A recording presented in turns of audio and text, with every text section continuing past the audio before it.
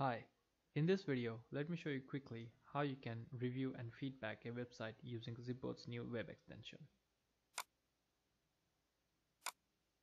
Let's just start review and you'll be redirected to a new tab where you can see the entire web page in browse mode.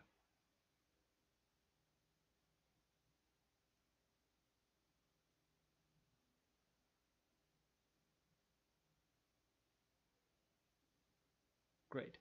On the top right section you can see the entire new web extension and you can minimize it using this toggle.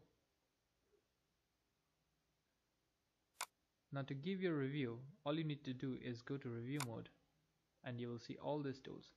Let's give a comment.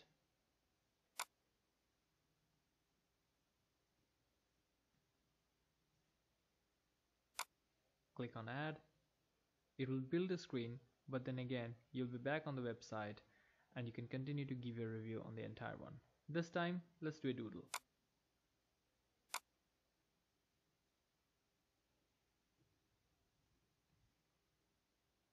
Perfect.